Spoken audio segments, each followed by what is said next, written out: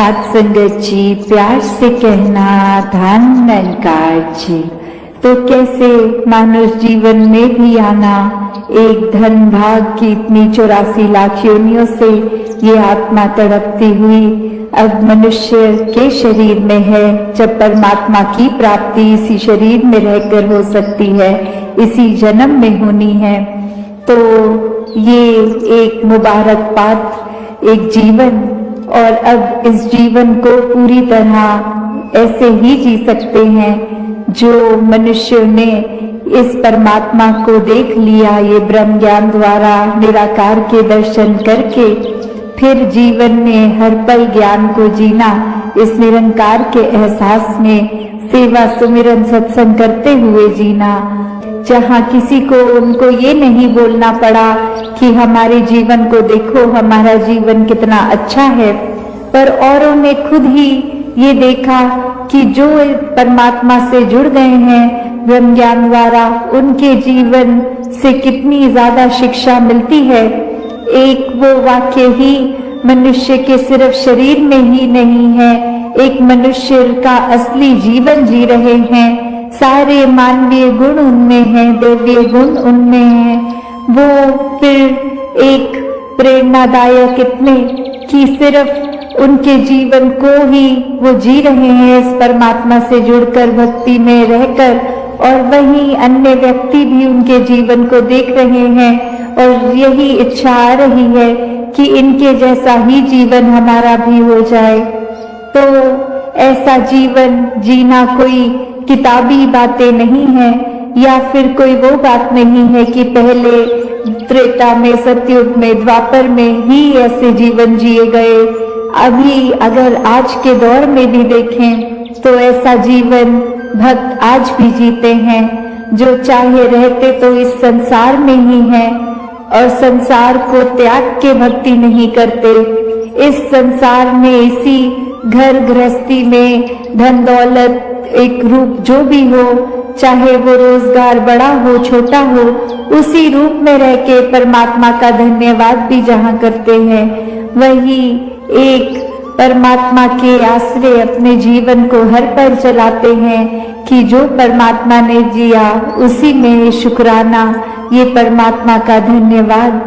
तो कैसे अपने जीवन को हर कोई एक ज्ञान की रोशनी से एक बहुत ही सहज और सरल जीवन जी सकता है, जिस जीवन में दिखावा मात्र नहीं रह जाता, एक असली सच्चाई से इस परमात्मा से जुड़कर जीवन में खुद भी एक अपने रोशनी ही करा जा सकता है। फिर वो मन का ठहराव अपने आप आ जाता है। तो भाव वही कि संत जो होते हैं उनको फिर एक दुनियावी माहौल कैसा भी हो, एक आरामदायक हो ना हो, फिर भी एक संत तो उस दुनियावी माहौल में रहते हुए भी उस दुनियावी माहौल से ऊपर ही रहते हैं, एक आनंद की अवस्था में, हर स्थिति में खुद को एडजस्ट करते हुए कि एक जहाँ स्थिति जो है उसको अगर वो सही भी करनी है तो उसमें प्रयत्न करना है, एक अपने दुनियावी रूप में अचीवमेंट सपने बनाकर उस तरफ चलना है। पर अगर परमात्मा को मंजूर नहीं और वो एक कार्य उस तरह से ना हो जैसा सोचा रखा है, तो भी एक परमात्मा को कोसते नहीं है भक्त, एक परमात्मा को शुक्राने भाव से यही मन के भाव रखते हैं कि इसी में ही भलाई होगी, इसलिए ये कार्य हम जैसे चाहते थे वैसे नहीं हो पाया। तो कैसे अपने जीवन को भक्तों ने हर समय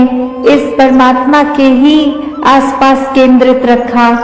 कि एक दुनिया में हर दिन कैसा भी समय आ सकता है,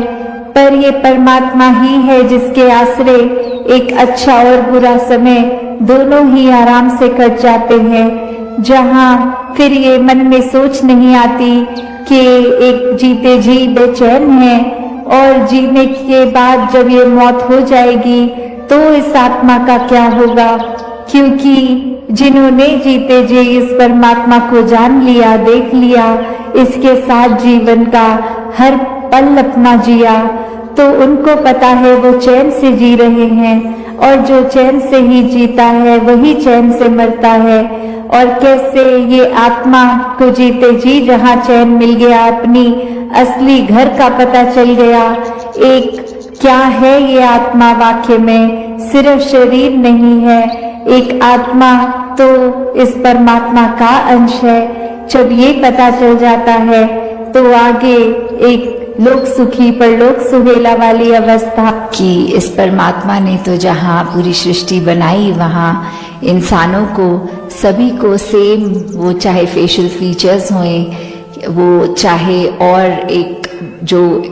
ब्रॉडर टर्म में बोलते हैं कि टांगे हाथ सब एक जैसा एक समान ही दिया है। तो कैसे फिर एक इंसान की शरीर में भी अगर कोई है तो वो अपने आप को इंसान कहलाने लायक नहीं है, वो सिर्फ ये बंदगी की जहाँ बात, ये ह्यूमन वैल्यूज, ये ऐसे अच्छे गुण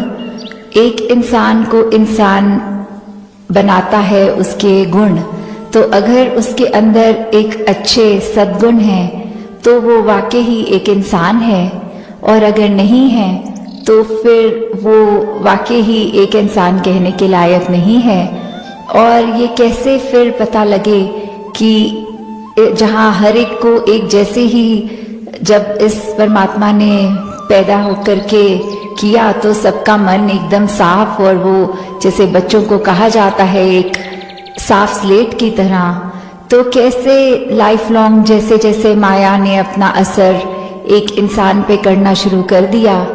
तो उसकी नज़र के आगे वो तरह तरह के चश्मे भेदभाव के, बायसनेस के,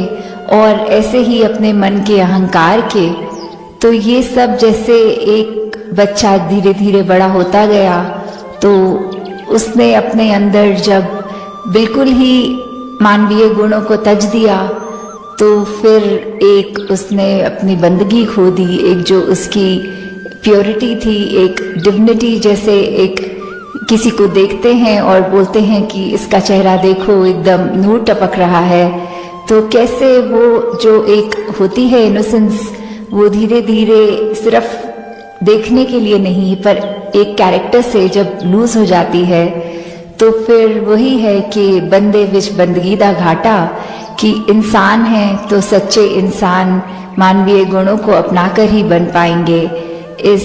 परमात्मा का एहसास, इस निरंकार, इससे जुड़कर ही ये मानवीय गुण हमेशा हमारे अंदर रह पाएंगे। वो गुणों को हमें एक अपने आप को याद नहीं कराना पड़ेगा, बट एक ऑटो पायलट मोड पे हमारा एक पल पल का नेचर ऐसा बन जाएगा कि सिर्फ और सिर्फ हम इस संसार में अच्छे ही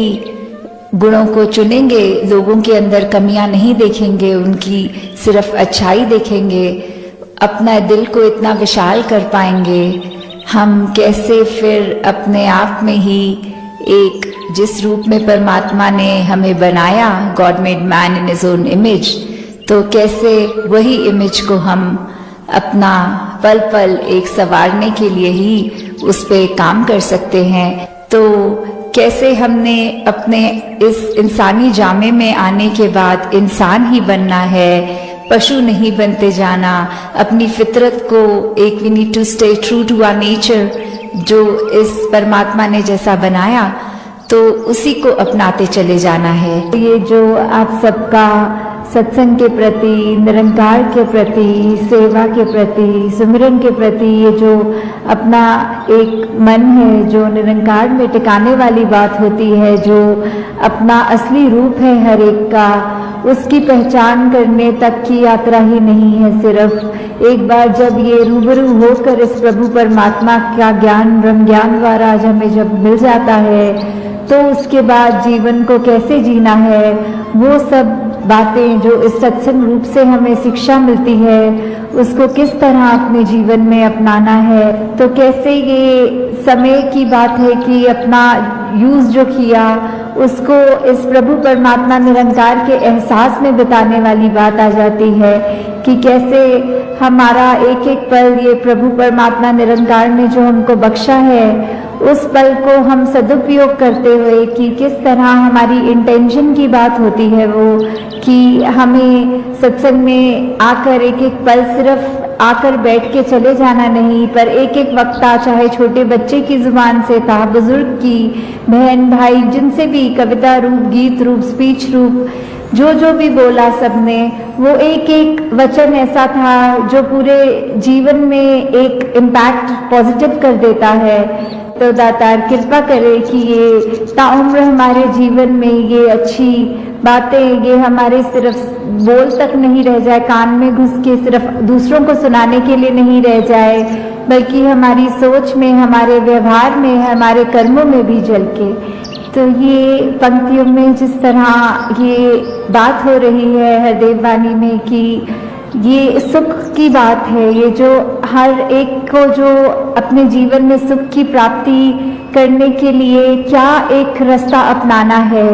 जिस तरह अभी सत्संग की भी बात हुई, उस तरह यही कि युगों युगों से देखा जाए तो संतों का तो दिल ऐसा ही हुआ है जो सिर्फ अभी की बात नहीं है, चाहे कलयुग हो, सतयुग हो, द्वापर हो, कोई भी समय ले लें, कि संतों ने तो हमेशा यही चाहा है कि एक जो हर एक को कैसे मन में चैन दिया जाए, हर एक को किस तरह अपने असली रूप इस परमात्मा का दर्श दीदार करा दिया जाए और कैसे उस तरह फिर एक जो पहचान कराई जाए, अच्छे गुण दिए जाए, उसी में ही एक ये परमानेंट सुख छुपा है। छोटे छोटे सुख तो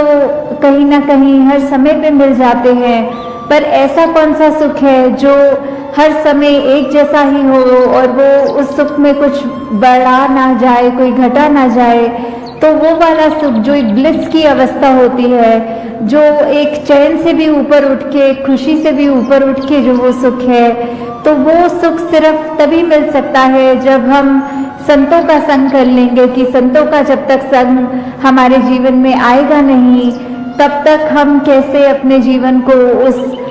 मुकाम तक लेकर जाना संभव नहीं होता, क्योंकि संत ही हैं जो हमको प्रेरणा देते हैं हमारे जीवन को सुधारने के लिए। और एक बार हमें वो जब पता लग जाता है कि ये क्या सच्चाई है, तो हम अपने जीवन में एक वो परमानेंट सुख, एक जो हर समय रहने वाला सुख, उसको प्राप्त कर लेते हैं। हाँ जी, भला सोचते जो औरों का खुद अच्छे बन जाते हैं, सच्चाई के साथ रहें तो खुद सच्चे बन जाते हैं। तो ये सच्चाई जो हमेशा के लिए ही सच्चाई है, जैसे कोई सच्चाइयाँ ऐसी हैं जो अभी हैं, कुछ पल के बाद नहीं है। जैसे अभी अगर रात्रि का समय है तो कुछ घंटों के बाद वो झूठ हो जाएगा, क्योंकि वो दिन हो जाएगा। तो ऐसी कुछ सच्चाइयाँ कुछ समय के लिए रहने वाली सच्चाइयों की यहाँ बात नहीं हो रही। वो बात ही कि कैसे एक निरंकार प्रभु परमात्मा,